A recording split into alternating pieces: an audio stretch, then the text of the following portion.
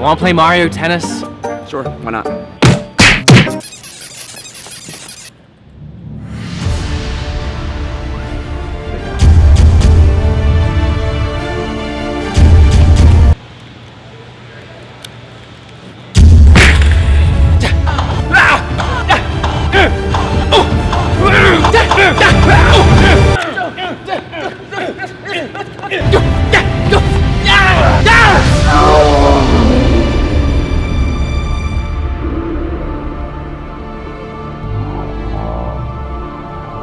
You get a rematch. If you think you could beat me, I man. can beat you. No, I have this. This is I ridiculous. I have this. This is upsetting. Ooh, I love tennis.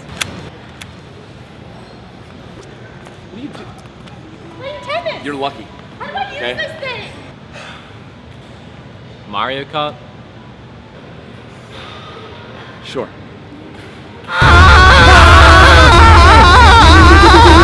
Oh, blue shell. I don't like sports. I've never liked sports. I've never claimed to enjoy sports. I didn't play sports in high school. I don't play sports now. And I definitely don't play sports video games. Why? Because they suck. They've sucked for a very long time. Ever since sport games became how hyper-realistic can we make our sport games, I haven't wanted to touch it. You know what was a good sport game?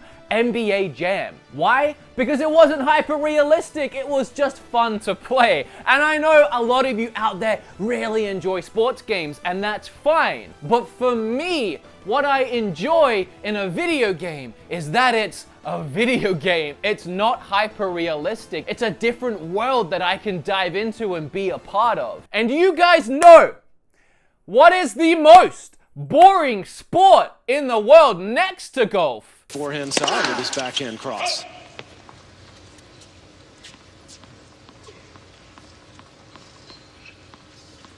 And then here comes Nintendo with all their Nintendo charm, and they make it fun.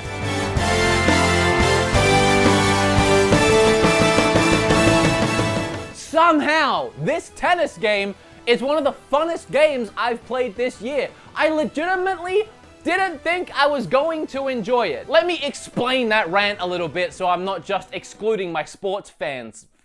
I never want to play anything that's hyper-realistic to the thing that it is in real life. For example, Farming Simulator. If I want to jump on a tractor right now, I'll drive an hour and a half down the road to my fiance's family's farm, jump on a tractor and do some farm work for them while I'm at it. At least I'm actually on a tractor. It's like a giant go-kart. I can at least enjoy it for the first 30 minutes. My favorite PlayStation VR game right now is Job Simulator. Why do I enjoy it so much? Because it's crazy fun to play. They didn't make it feel like an actual job. They didn't set your phone to go off at 8:45 in the morning and tell you to put the visor on by 9 a.m., clock into work and do an 8-hour workday with only a 15-minute break to look forward to while you file taxes and carol from accounting annoys the heck out of you. They make it fun. They make it so you can reach your hand into a trash can, pull out a moldy donut, and throw it in the cubicle next to you so your co-worker, or co-robot in this case, sticks their head out and goes, "Hey, what you doing there? I didn't want a moldy donut in my face." You know, just about the only sporting game I have ever enjoyed before Mario Tennis was wrestling games. But even then,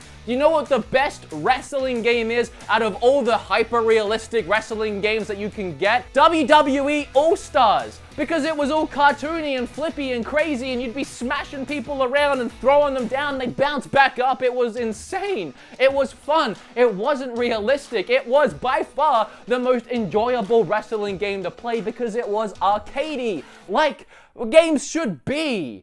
Arcadey and fun with special abilities and crazy moves and awesome cutscenes and all these different characters. And even the last Mario Tennis game that was on Wii U wasn't very fun. It feels like they just kind of throw it together to put it on the system, and they really didn't care that much, almost like it was on a factory line. It was missing that Nintendo charm. So I really wasn't looking forward to Mario Tennis Aces.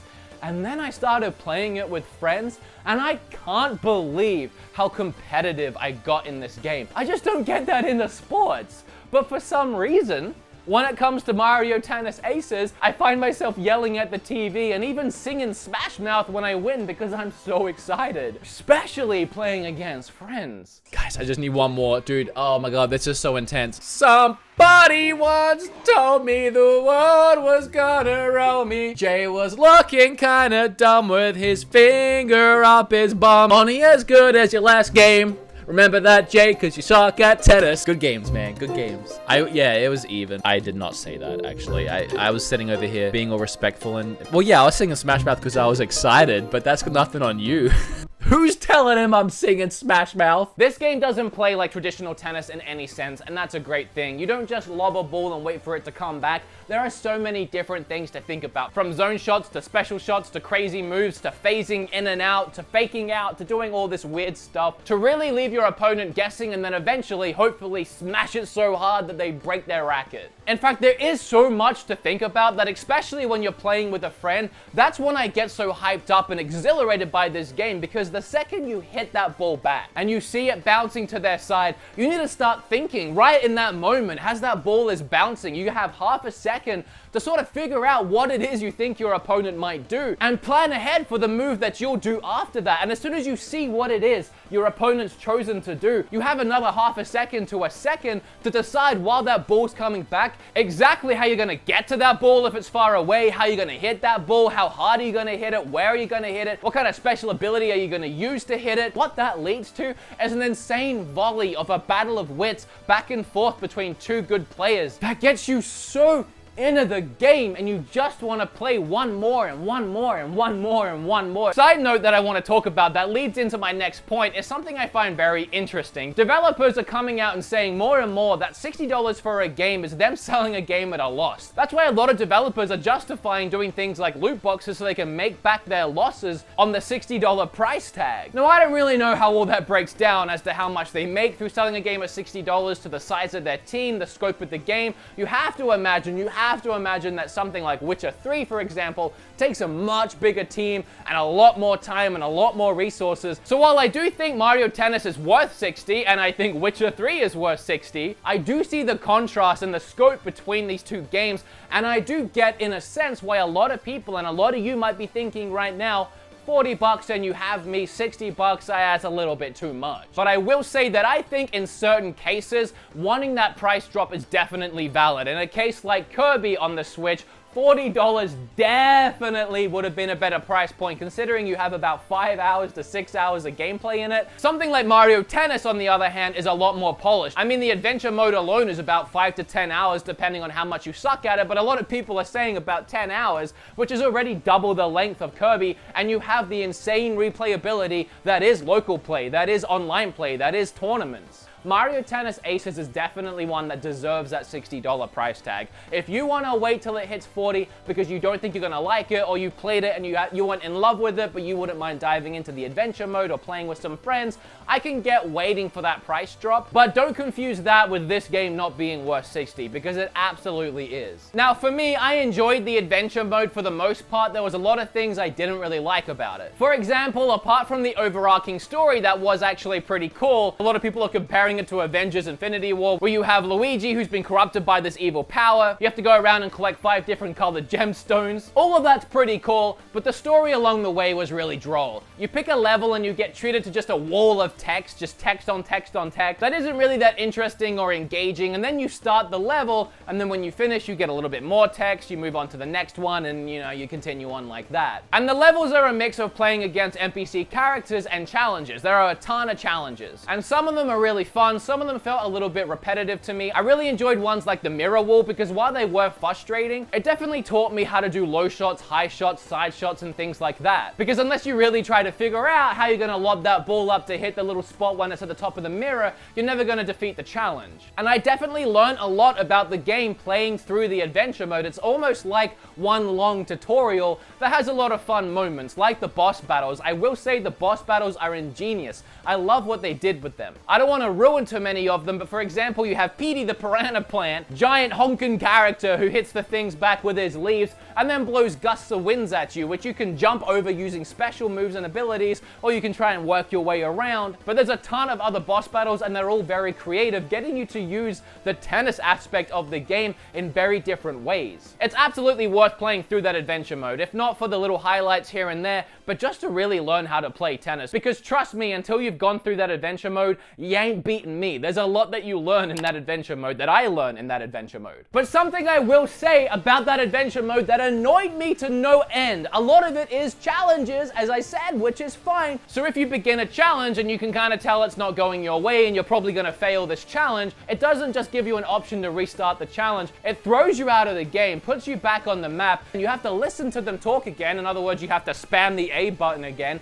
load up the level again, and try again. You fail 3 or 4 times, trust me, that gets old. You know what's really fun and engaging about games like Celeste and Super Meat Boy? It's that as soon as you die or you screw up, you immediately get to start again with almost no load screen. You're right back into the action and it becomes addictive to try and try and try. But you know what makes me want to turn off the system and take a break and stop playing? When I can tell I'm about to lose a challenge that won't be over for 5 minutes, and then I have to sit through a bunch of people say a bunch of things I'm just going to skip through anyway, just to sit through another loading screen to start this again, and I can tell that I'm not good enough to beat it yet, so I'm probably gonna lose it again anyway. I adore the way this game looks. It essentially looks like Mario Odyssey just on a tennis court. It has the same bright colors and very crisp graphics. The courts are absolutely beautiful as well. There's a bunch of different types. There's days and there's nights. There's also really creative courts like a battleship, or ones that have piranha plants in the middle that will eat your ball up and then spit it out back at you, which is fun and really creative. But I guess another complaint I would have is you can't pick maps. When you try playing online or playing with a friend,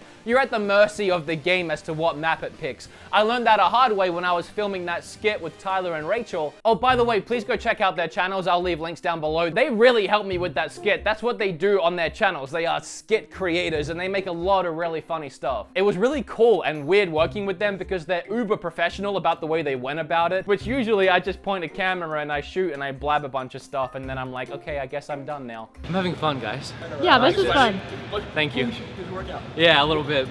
All right, you ready? Yeah. Okay. Anyway, while we were shooting that, we realized the court we were playing on switched from day to night after we finished a round, and it led to an inconsistency in the footage, but we just couldn't get back to that court. We couldn't pick a court that we wanted. This game, in my opinion, easily just entered itself into top 5 must-buy Switch games. If you have a Switch and you at least haven't tried this game, you're doing yourself a disservice. It's that fun, I kid you not. This Mario Tennis game has given me a new interest into the entire franchise of Mario sports games. I want a new baseball game. I want a new soccer game. Screw it, give me Mario Golf again. I don't care. If you make it as fun and addictive as this game that I've been playing over the last week, you have an instant buy. I am a newfound fan of Mario sports games. Nintendo, Mario AFL, I'm down. You put Luigi in an Adelaide Crows outfit and Mario in a Port Power outfit, and I'll show Port Power who the real kings of Adelaide really are. And don't even get me started on Sydney Swans. Get out of here with that crap. But you know, it's pretty fun. So I guess to summarize, I like this game a lot more than I thought I would. It's absolutely worth $60, and if you like Mario, you might like Mario Odyssey. There's a link down below to win this exact copy. I'm not even kidding. This one I'm holding, it's sealed. You might win it. I might put it in an envelope and ship it to your house. All you have to do is click that link, subscribe to this channel, and follow me on Instagram. Also, you can buy shirts, but you don't have to. Links for those down below. Also, click or tap on this video right here because I'd really appreciate it. And please check out Tyler and Rachel's channel. You can find links to that down below, and they are honestly the nicest 2 people I have met in a long time. So down to earth, so chill, so good looking. And I mean Tyler.